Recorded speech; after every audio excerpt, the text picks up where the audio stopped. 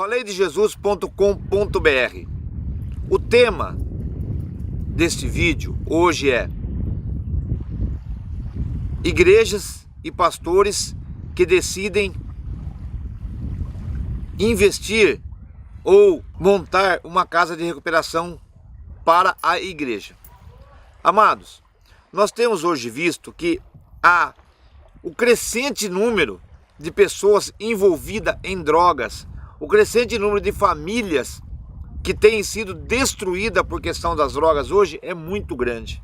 Famílias desesperadas, famílias que acabam se desestruturando em virtude de um dependente químico na família. A droga hoje tomou uma proporção de epidemia. Eu não diria nem epidemia, nós estamos partindo para uma pandemia.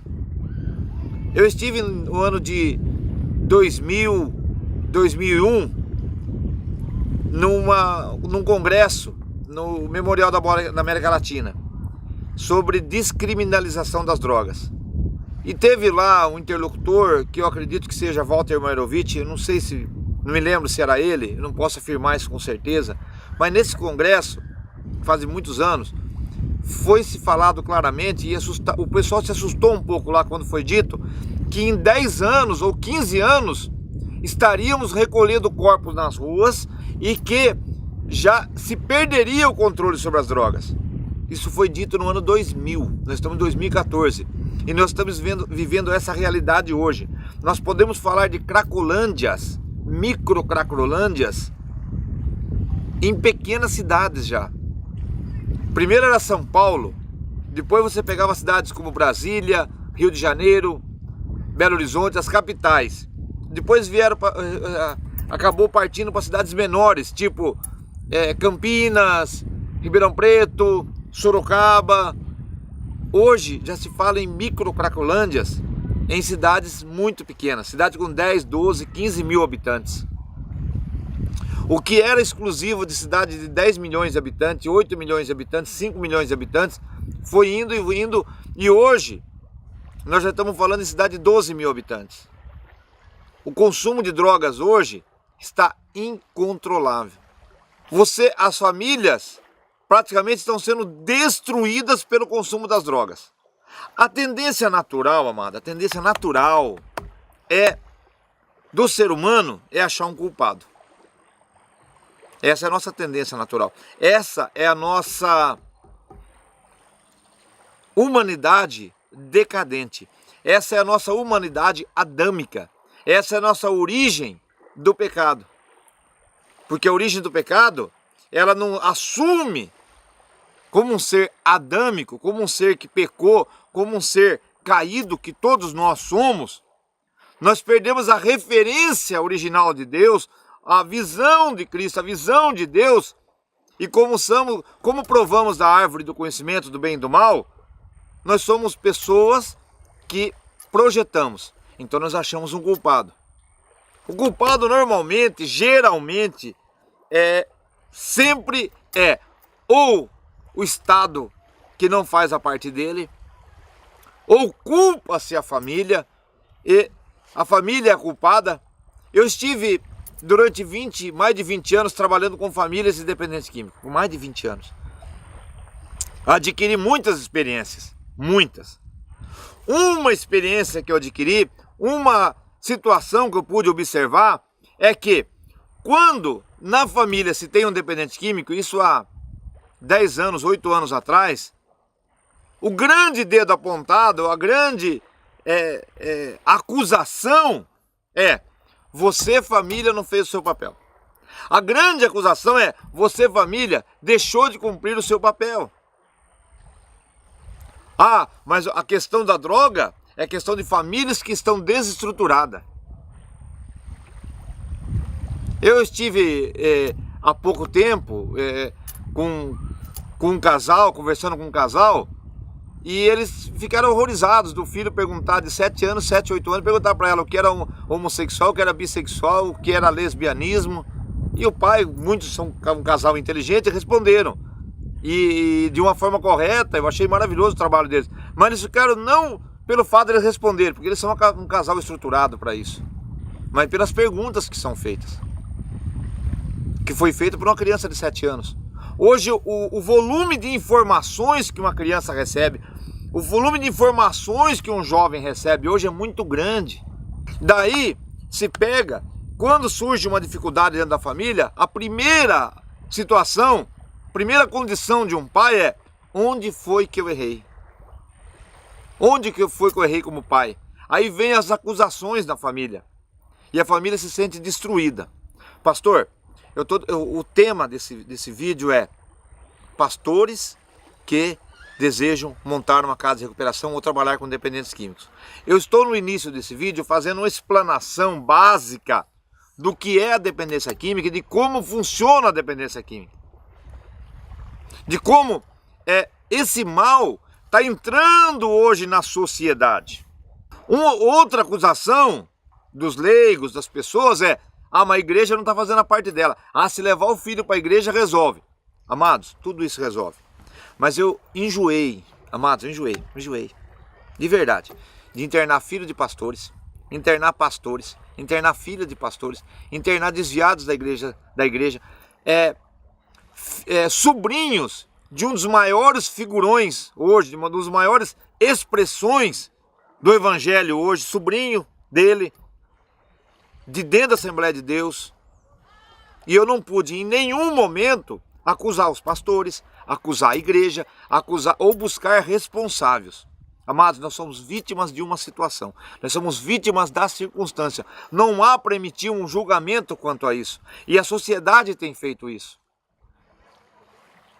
Agora, o que acontece? Os pastores, os líderes das comunidades, os líderes das instituições começam a perceber que esse mal está entrando para dentro da igreja. Para dentro da igreja. E mais e mais, maior e maior é o número de famílias que estão na igreja por desespero, por ter dentro do ente querido dele um usuário de droga. Dentro dessa visão que é correta, a visão é correta. Amado, você não está na visão errada, a visão é correta. Você reúne a diretoria da tua igreja ou queima no teu coração, pastor, o desejo de iniciar um trabalho de dependentes químicos. Você tem visto algumas comunidades terapêuticas, você tem visto alguns modelos cristãos terapêuticos. E isso tem motivado e animado você, pastor. Tem animado você a montar uma casa de recuperação. Ou começar um trabalho clínico terapêutico. Pastor, eu vou pedir para o senhor aqui com amor, pastor. Com amor. A primeira coisa que eu quero pedir para o senhor, pastor, é dizer que o senhor é um homem de Deus. O senhor é um homem de Deus. Pastor, eu quero dizer para o senhor que o senhor tem pago um preço muito alto para estar diante da sua comunidade, pastor. Estou falando aqui com os pastores sérios, que têm pagado um preço muito alto. Mas eu vou dizer uma coisa, pastor. O senhor está entrando num caminho errado. O senhor está entrando num caminho, pastor, sem volta. O senhor está entrando num caminho, pastor, que pode lhe trazer sérias consequências ministeriais. Eu vivi por um grande tempo, boa parte do meu ministério, boa parte da minha vida, trabalhando com prostitutas, homossexuais, trabalhando com dependentes químicos. Eu pude viver na minha vida, pastor, você vai entender o que eu estou dizendo, uma crise ministerial.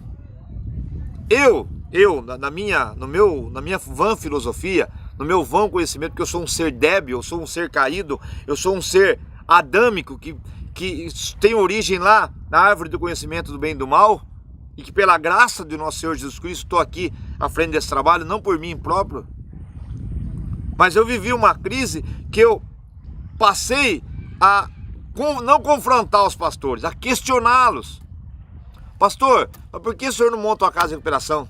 Eu via que quando os dependentes químicos acabavam se agregando a uma comunidade, o pessoal da comunidade terapêutica acabava se dirigindo para a igreja durante o processo de tratamento, isso trazia um problema muito sério para a comunidade. Que a comunidade em si não está preparada para receber esse público, vamos dizer assim, esse público em si. Porque o uso da dependência química, ela traz consequências terríveis, emocionais, espirituais, físicas, psicológicas. E isso acaba sendo complicado demais para a comunidade, para a igreja, para a instituição igreja, tratar deles. E no meio desse caminho eu vi muitas igrejas acabar se perdendo. Porque o pastor, ele tem lá o seu grupo de ovelhas, ele tem orado pelas ovelhas, ele tem tratado das ovelhas, ele tem sofrido pelas ovelhas. Isso é muito bom. Só que quando chega um trabalho nessa envergadura, quando chega uma pessoa, uma família, com todo esse processo de destruído a vida dele, eu quero te orientar, pastor, a primeira posição que o senhor tem que tomar, fazer um trabalho profissional com o dependente químico. A questão da dependência química, ela é espiritual, psicológica, ela é de saúde pública. Precisa-se de... Eu consigo enxergar assim, essa é uma opinião pessoal minha, pastor. Pastor, essa é uma opinião pessoal minha. A palavra de Deus diz que na multidão de conselheiros há sabedoria. Há sabedoria na multidão de conselheiros. E esse vídeo, ele vem aqui para o senhor homem de Deus, para o senhor líder que está nesse ministério, a te dar um alerta. Esse trabalho, esse alerta, pastor, líder, é para que você repense sua situação. Nós estávamos com uma comunidade que um pastor é um sábio, um pastor é um homem de Deus, um homem com uma visão de Deus, um homem, às vezes até a pessoa entende ele como um pouco polêmico, mas ele teve a hombridade e teve a sabedoria de iniciar um trabalho de dependência química e no meio do trabalho romper. Eu estive junto com ele e uma das coisas que aconteceu foi a seguinte: pessoas se aliaram a ele para fazer o trabalho, pessoas que também amam a obra, pessoas também que amam o ministério, pessoas também que amam almas, pessoas também que amam vidas. Só que cada um tinha a sua ocupação, inclusive eu. Tinha minha vida profissional, outros tinham a vida profissional, nós tínhamos médicos, tínhamos ali advogados, montamos uma estrutura digna, com excelência, como a palavra de Deus diz. Só que no meio do caminho nós descobrimos que isso ia trazer para a gente uma consequência muito ruim. Por quê?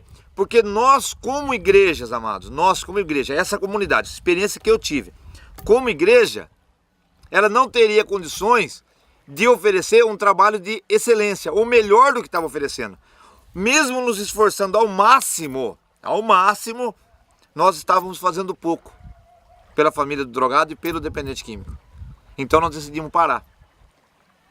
Eu tive o pastor Marcel, que ele esteve dando uma entrevista aqui, que ele acabou montando dentro da igreja dele um grupo de apoio a dependentes químicos, para as famílias. O familiar vinha toda terça-feira, tinha ali cerca de 60, 70 pessoas, e ele começou a dar começou a ficar complicado o projeto dentro da comunidade. Ele me procurou. Quando ele me procurou, eu orientei ele, falei: pastor, para com o grupo de apoio dentro da sua igreja. Para. Porque o seu chamado é casa de recuperação. Você está tendo um problema muito sério aí. Você uma hora quer trabalhar com a casa de recuperação, uma hora você quer trabalhar com a igreja. E com os dois o senhor não consegue trabalhar, então você vai ter que tomar uma decisão. O primeiro passo que ele teve foi tirar de dentro da igreja o grupo de apoio. E amados, acredite se quiser, 4 ou 5 meses depois, esse pastor teve que tomar uma decisão. Ele teve que transferir a igreja dele para outro pastor e se dedicar apenas e única e exclusivamente a dependentes químicos. Porque as duas coisas estavam matando ele. Ele é um grande amigo meu, pastor Marcel, posso falar aqui. E um dia eu cheguei para ele, eu e o pastor Eliseu, que também tem vídeo gravado aqui, tivemos uma conversa franca com ele. O pastor Marcel é um homem de Deus. Eu tenho muito carinho por ele, pela família dele, pela esposa dele. E nós convencemos ele que o trabalho dele deveria ser, o ministério dele é lidar com o dependente químico na comunidade terapêutica. Amados, a questão hoje de um dependente químico, ela é de saúde pública. De saúde pública.